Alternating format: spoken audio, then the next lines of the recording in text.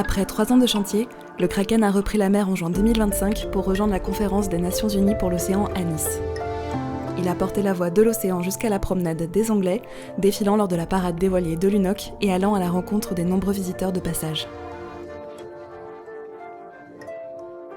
Au-delà de marquer son retour, ce rendez-vous international a donné un écho précieux à nos années d'action et de collecte de données sur le terrain.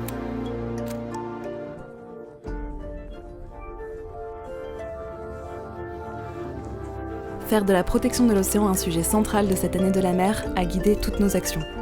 Le Kraken a ainsi fait escale au Vieux-Port de Marseille en juillet et en septembre.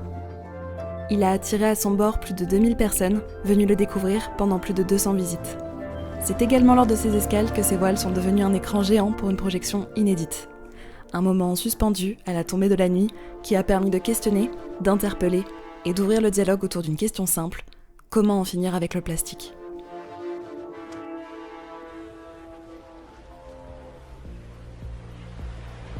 Voir le Kraken naviguer de nouveau, accueillir des bénévoles, des visiteurs, des scientifiques et des partenaires permet de saisir immédiatement son rôle. Il crée un pont entre l'océan et nos vies. Il nous reconnecte à l'immensité de la mer, réveille notre envie de la protéger et rappelle à chacun et chacune l'importance d'un océan en bonne santé. Il fait le lien direct entre l'océan et les visiteurs, entre nos actions et les causes qui nous animent. Sur l'ensemble de nos missions, 134 bénévoles se sont engagés pour soulager la nature des déchets et sensibiliser le public. Plus de 5600 heures ont été consacrées au ramassage et à la caractérisation de plus de 6 tonnes de déchets, dont près de 2 tonnes étaient du plastique. Au total, ce sont 226 477 mégots qui ont été ramassés sur les plages, les littoraux et dans les villes.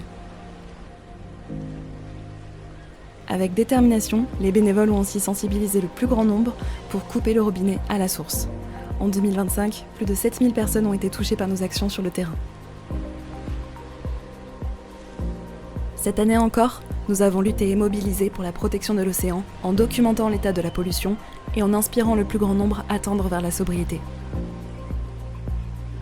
En 2025, l'engagement collectif nous a prouvé qu'il peut faire la différence. Se mobiliser ensemble, c'est nourrir cette flamme qui nous pousse à nous engager. Aujourd'hui, plus que jamais, alors que le backlash écologique ralentit les transitions pourtant indispensables, nous avons besoin de votre soutien. Certaines décisions politiques fragilisent et décrédibilisent une urgence pourtant tant de fois démontrée par le corps scientifique.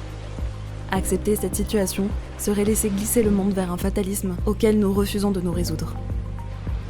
Par amour pour la nature, par amour pour l'océan, l'aventure continue en 2026, car nous avons encore beaucoup à accomplir.